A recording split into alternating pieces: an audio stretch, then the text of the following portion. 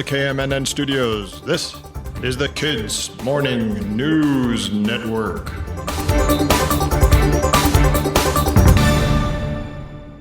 Good morning and welcome to the Kids Morning News Network. I'm Alex. It's December 14th, 2023. Hey, did you wake up early this morning?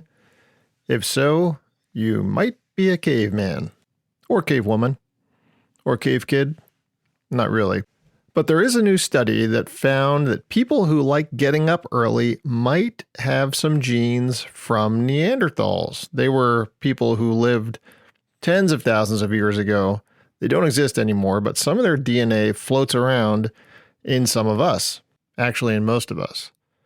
And this new study says that people who like waking up early might have more Neanderthal DNA than other people. So Neanderthals apparently were morning cave persons. A little more recently, in 1819, on this day, Alabama became the 22nd state in the United States. Did you know that we added them one by one? They're 50 now, but it took a long time to get 50. And even a little closer to today, 1911, on this day, the South Pole was reached by a person for the first time. Norwegian explorer Roald Amundsen and his team were the first people to make it to the South Pole.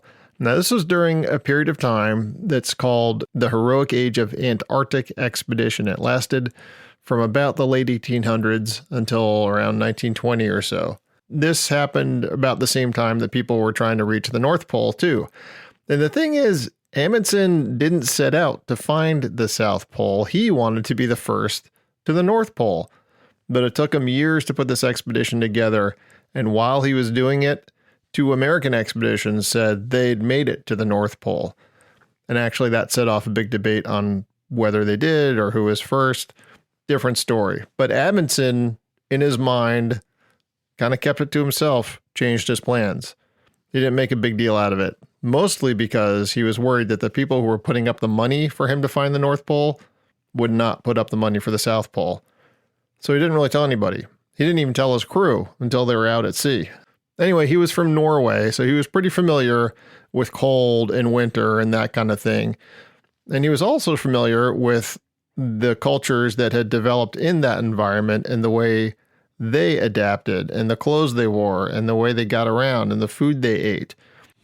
So Amundsen adopted a lot of their strategies for living in extreme cold temperatures, like traditional sealskin clothing and dog sleds for pulling all his supplies. But again, this was the heroic age of Antarctic expedition, so there were other people trying to reach it, particularly this British explorer named Robert Falcon Scott. And both of the teams arrived on the coast of Antarctica in early 1911, and they even bumped into each other at one point. But other than that, they kind of kept to themselves. Now, they spent almost a whole year dropping supplies along the path they were going to take to the South Pole. It's like little grocery stores along the way, so they wouldn't have to carry so much stuff when they finally made their push to reach the pole. Then, in late 1911, both of the teams independently tried to make it to the pole. Amundsen was using dog sleds, while Scott was he tried ponies. He had these tractors that no one had ever really used before, and if those didn't work, he was just going to pull the sleds by hand, which a lot of expeditions had tried to do. And the ponies and the tractors didn't work, so Scott's expedition ended up just sort of hauling their stuff themselves most of the way. Now remember, this is 1911. There were no telephones.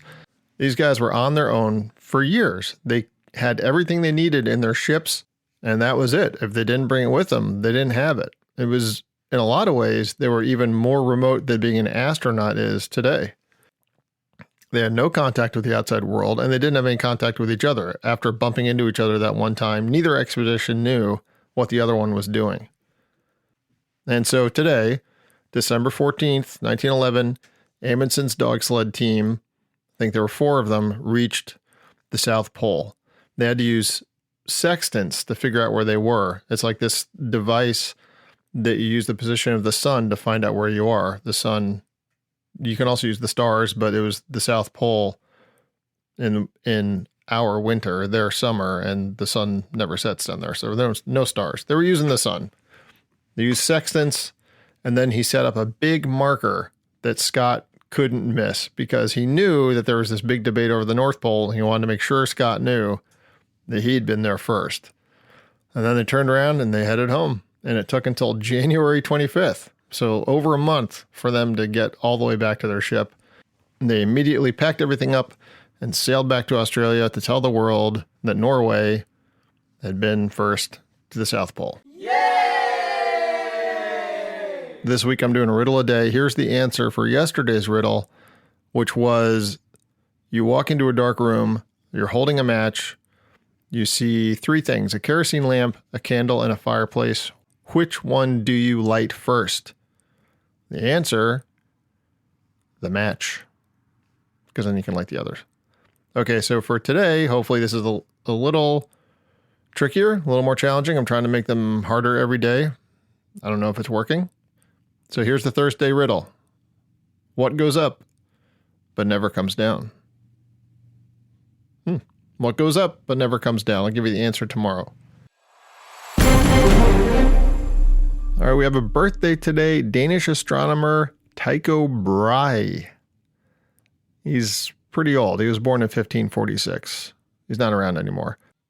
But he did help us figure out how the planets move. And he got some things wrong, but he kind of laid the groundwork for pretty much everything that has followed, including present day NASA's Voyager 1 spacecraft. Now, Voyager 1 is the furthest man-made object from Earth. It is actually in interstellar space, which means it has left our solar system, 15 billion miles away from us. Amazing as that is, unfortunately, it makes it hard to fix when something goes wrong. Like now. Now, normally Voyager 1 sends updates about what it sees out there in deep space. But since November, it's just been setting this loop of zeros and ones and zeros and ones and zeros and ones, essentially gibberish, kind of like it's stuck. It may not be surprising when you figure that Voyager 1 was built to last 5 years and it's been working for, let me carry the one, 46 years. Yes, it was launched in 1977, possibly older than some of your parents. And it's still out there, still functioning, still sending information. Of course, now the information is a little bit wonky. But I mean, think about it. This is way before anything like a cell phone, the computers we know, and it's still working. It's still chugging away, still receiving signals from Earth. So scientists are able to kind of tell it to reboot and see if they can get those systems back online and working again. But it's so far away that it takes more than 22 hours for a signal to get from Earth to the Voyager, which means that to get a signal back from the Voyager, you're talking 45 hours round trip to see if what you're trying is working. So fixing it is kind of a slow process. This sort of thing has happened before, and they've been able to get it working again, so we'll see. Keep our fingers crossed. It may not have that much longer anyway. It runs on nuclear power, but that's expected to run out around 2025, just a couple of years from now. They've been shutting down systems over the years to try to save power, but there's only so much they can do. So we'll keep an eye on that. Best wishes for Voyager.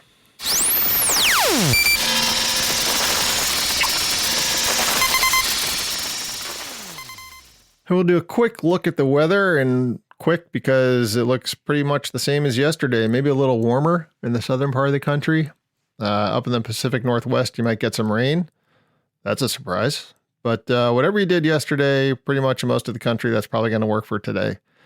And that's going to be it for today at KMNN, Kids Morning News Network.